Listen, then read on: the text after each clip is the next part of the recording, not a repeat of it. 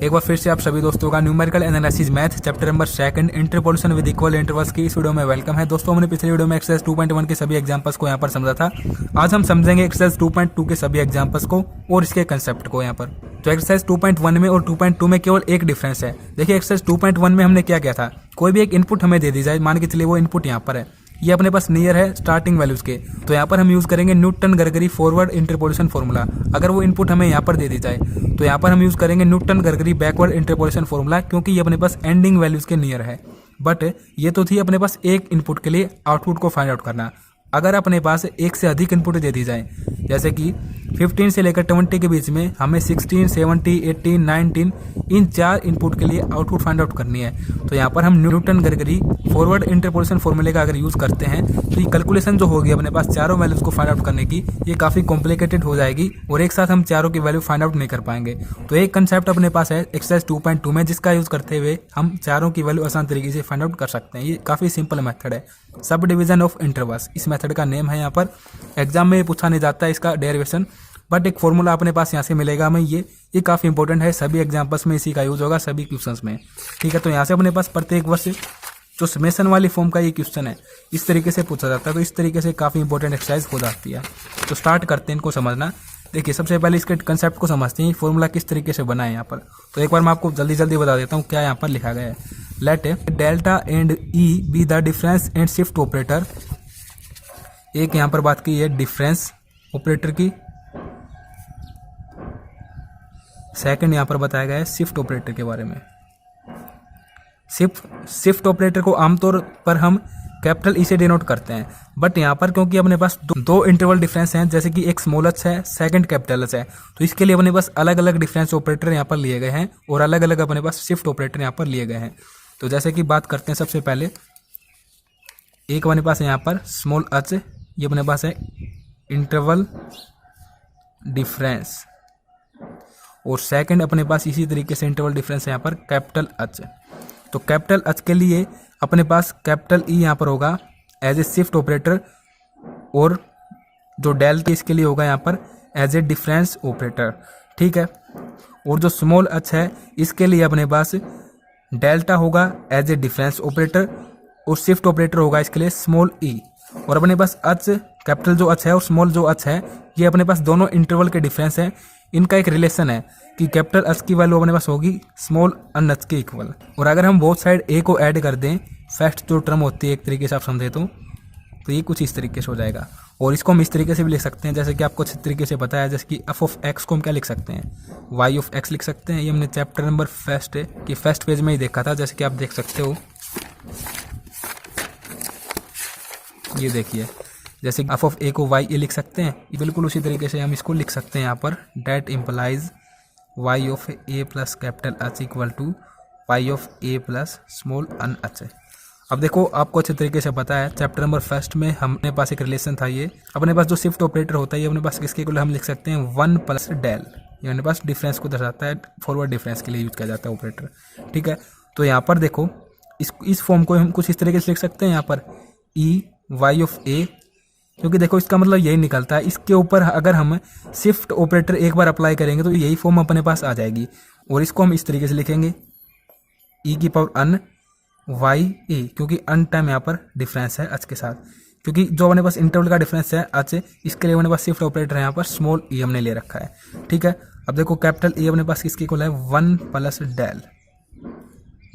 इस वाई ए को यहाँ से कैंसिल आउट कर देंगे और ये अपने पास किसके इक्वल हो जाएगा 1 प्लस, इसके लिए अपने पास डिफरेंस ऑपरेटर क्या है डेल्टा है, तो यहाँ पर हो जाएगा ये इसकी पावर में अन।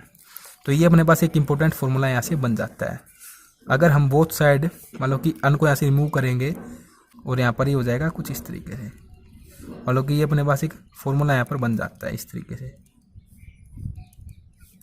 1 प्लस डेल इक्वल टू, ये काफ़ी इंपॉर्टेंट है, इसी का हम यूज़ करेंगे 1 प्लस डेल की पावर 1 बाई एन। अब यहाँ पर इसको एक्सपेंड करेंगे बाइनोमियल थ्योरम के अकॉर्डिंग, तो ये कुछ इस तरीके से हो जाएगा 1, फिर जो ऊपर फॉर्म होती है आगे आ जाती है इंटू में डेल, इसको 1 टाइम एक्सपेंड करेंगे। अब यहाँ पर -1 डेल स्केयर अपॉन में हो जाएगा 2 फैक्टोरियल, जितनी बार एक्सपेंड करेंगे उतना ही अपॉन में फैक्टोरियल ले लेंगे।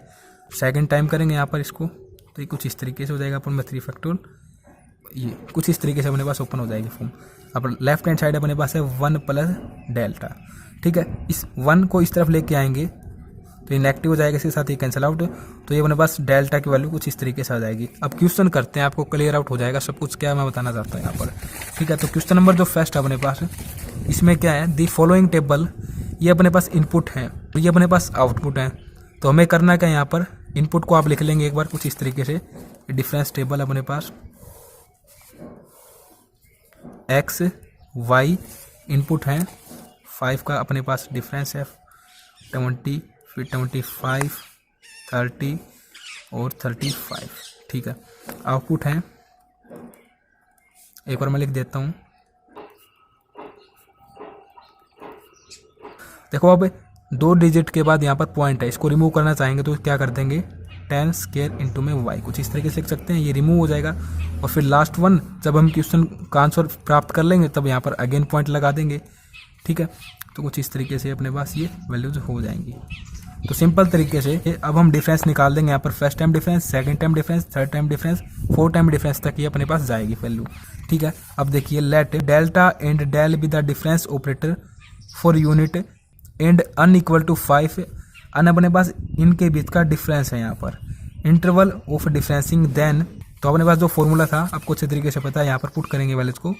देखिए 1 plus del equal to 1 plus delta, अन की वैल्यू अपने पास है 5, तो 1/5, इसको एक्सपेंड करेंगे हम तो ये क्या हो जाएगा 4 टाइम लग ही करेंगे क्योंकि डिफरेंस अपने पास 4 टाइम लगा है, ठीक है, उससे ज़्यादा नहीं करेंगे। तो यहाँ पर बायनोमियल थ्योरम हमने अप्लाई कर दी तो कुछ इस तरीके से ओपन हो जाएगा।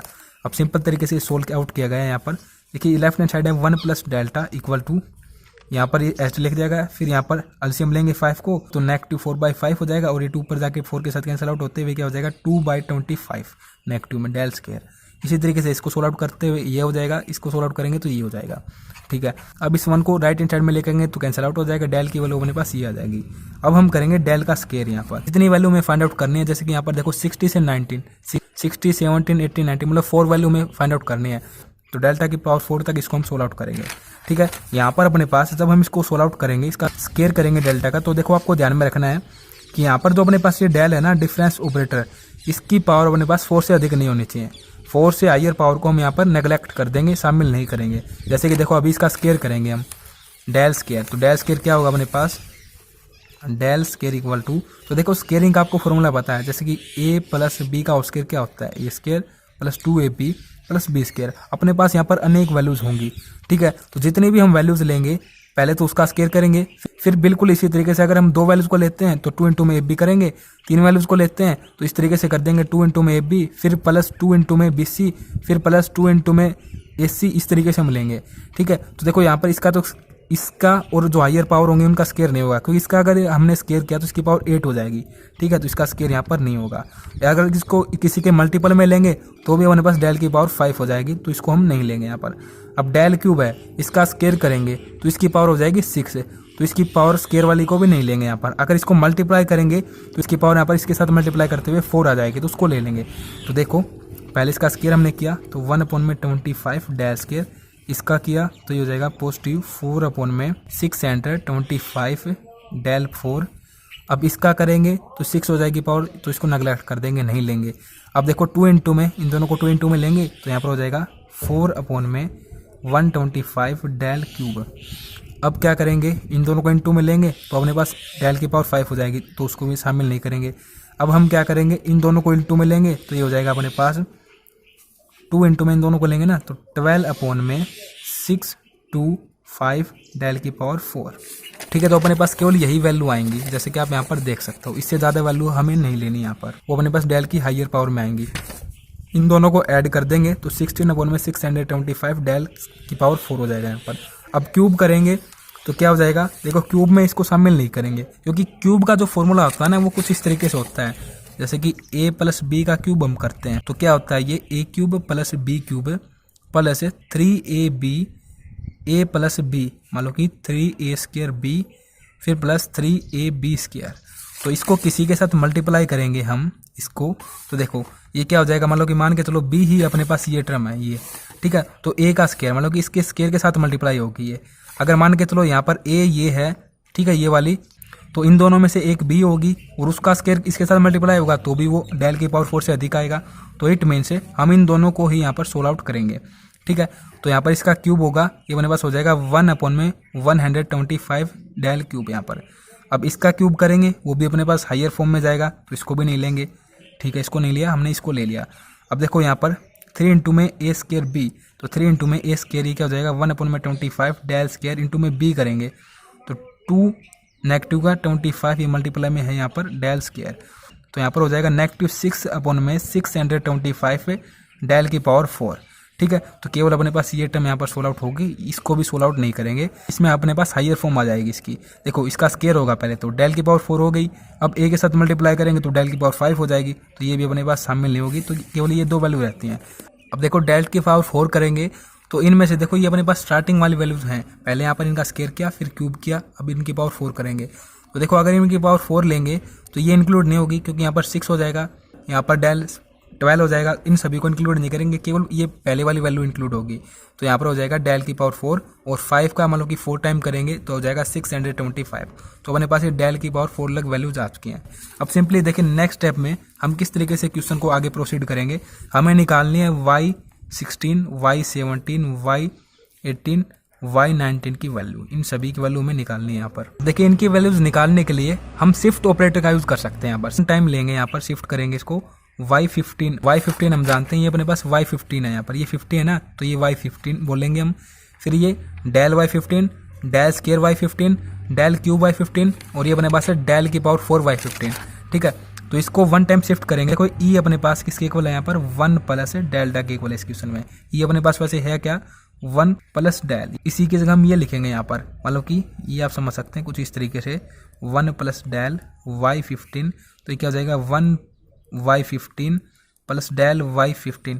इनकी वैल्यू अगर हमें, इसकी वैल्यू अगर हमें पता है, इसकी तो हमें पता ही है, अगर इसकी ये वैल्यू में पता लग जाए डेल इंटू में y15 क्या होगा, तो हम y16 की वैल्यू प्राप्त कर लेंगे।